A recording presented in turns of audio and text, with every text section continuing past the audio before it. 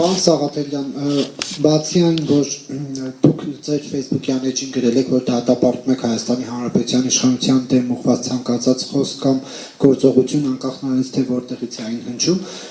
դաշնակցությունը որպես կուսակցություն ինչ է պատրաստ անել, օրինակ, ունեք կապեր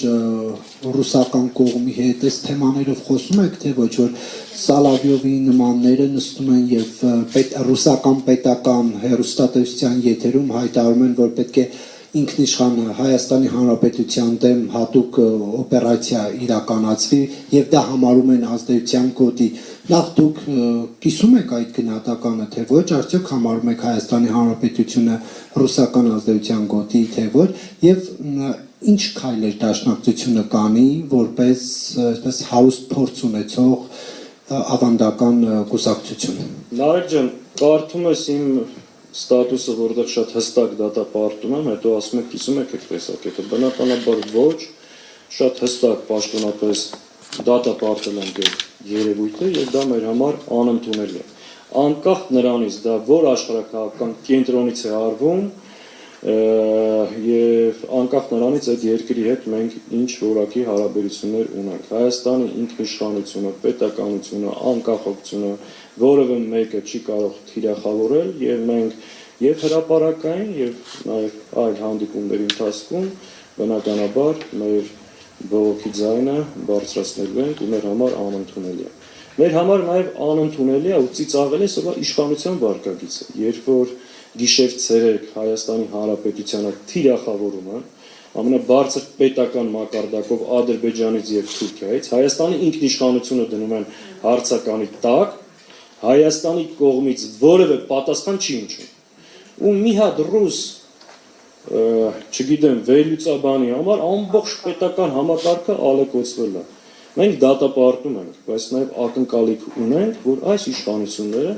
նույն սրտացավությամբ դատապարտեն Ադրբեջանից եւ Թուրքիայից հնչող թիրախավորումները եւ համապատասխան գնահատական ու արձագանք տան նաեւ դրան։ Ու այս իշխանությունը, այսինքն, իրանք միշտ այդ արտաքին միջամտության պատճառը եւ սնուցման աղբյուրը հենց իրենք են։ Մինչեւ իրենք նման բաներ Հայաստանի հետ սովորաբար չեն պատահում։ Իսկ դա ինչով է ձեզ պայմանավորված, որ ասում եք իշխանությունը ռուս վերլուծաբանի հետ հայտարարությունը պես քննարկեց, բանարեց, իսկ ինչպես դուք եք նշում, Թուրքիայից եւ Ադրբեջանից հնչող հայտարարությունները ինչ են արձագանքում։ Երկու բանով, մեկ իրենց հակառուսական կեցվածքով, մեկ էլ ձեր բռնան, որ տեսեք, նրանք ովքեր ասում են Ռուսաստանի Դաշնությունը մեզ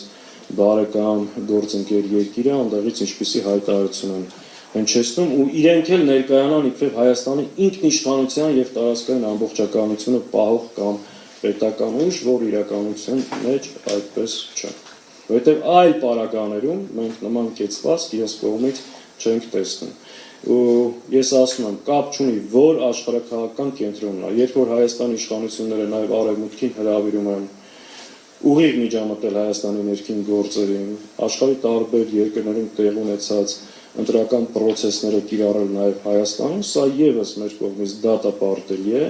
եւ ուղիղ միջամտություն Հայաստանի ներքին գործերին։ Եվ կներեք մեկ հստակեցում անեմ, պարոն Սաղաթելյան, որ ասեցիք հանդիպումներում բողոքում եք, այսինքն լինելու է ապագայում ինչ-որ հանդիպում այս թեմայով, թե ընդհանրապես եք ասում։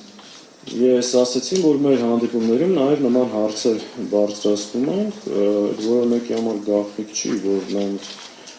տարբեր կապեր ունենք, այդ թվում նաև Ռուսաստանի քաղաքական կուսակցությունների գործընկեր կուսակցություն ենք, այդ թվում նաև եվրոպական բազմաթիվ երկրների եւ այն հայտարարությունները, որ մենք անում ենք հրապարակային, բնականաբար նաև այդ հանդիպումների ժամանակ եւս բարձրաձայնում ենք։ Առաջիկայում նախատեսվում է այս թեմայով։ Այս պայն կոնկրետ պայմանավորվածություն չկա, բայց ցանկացած առիթի դեպքում մենք պատրաստ ենք դա բարձրացնելու, որևէ խնդիր չկա։ Որևէ սահմանափակում կամ կաշկանդում չունենք այդ ուղղությամբ՝ ի տարբերություն ոմից։